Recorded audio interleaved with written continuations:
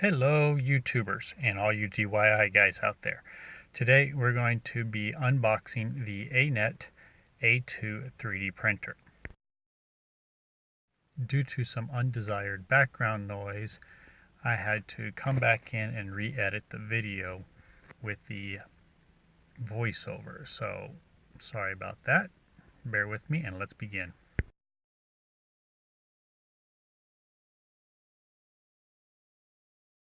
I was checking to see if the large brick or the small brick was on top, and actually here it was upside down. The large brick was on the top.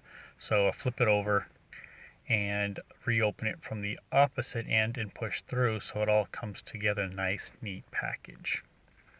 You can tell by the styrofoam if there's a large plate or small plate, and as we will see here, by flipping it over, we have a nice small plate on top.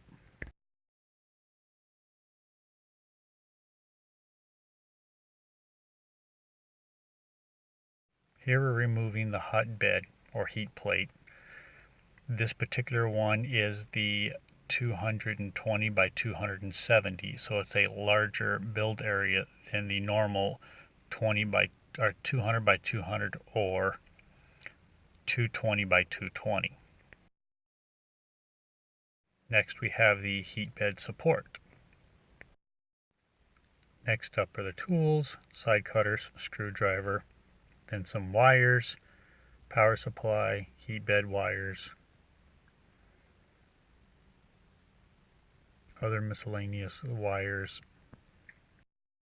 On to the next layer. First up is going to be the belt. Next is the Teflon tube for the Bowden extruder. Sorry, I'm out of range of the camera. Then we have some other pieces, tools, the USB stick, thumb drive. That was the USB cable, nice blue in color. Kind of reminds me of the ones off of Amazon. Here we have our aluminum extrusion. This is a top rail and side rail. This is just a piece of plastic. I'll have to watch the videos and see what comes up with that later. Acrylic parts.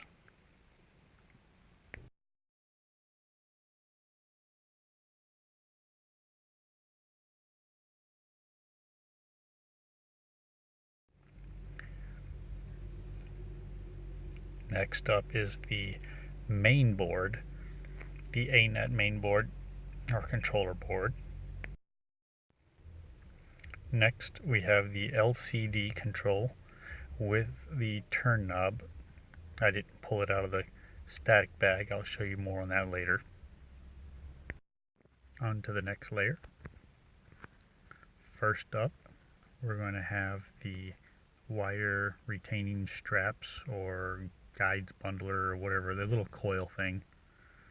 Then we have the Z-axis and the spool holder. Next up is going to be more aluminum extrusions. Short, long.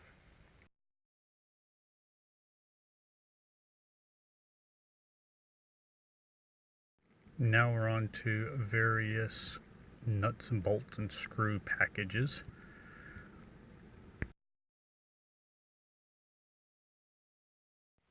Here we have the hot end. Now we have the wheels, bushings, and other linear rail guides. Here is the Bowden extruder motor.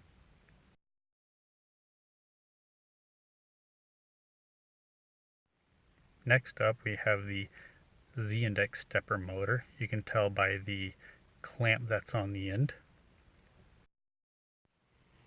Now onto the X and Y stepper motors.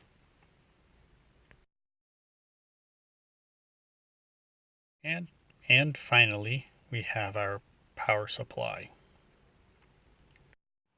Here's the power supply. It'll probably be replaced quite soon as it's a low voltage 200 amp power supply, and we need more to support this bigger bed. We thank you for watching, and this will be posted on 2 channels, the primary MVP computer service channel and a new upcoming channel that will be our DIY channel. Thank you. Like, subscribe, and see y'all soon.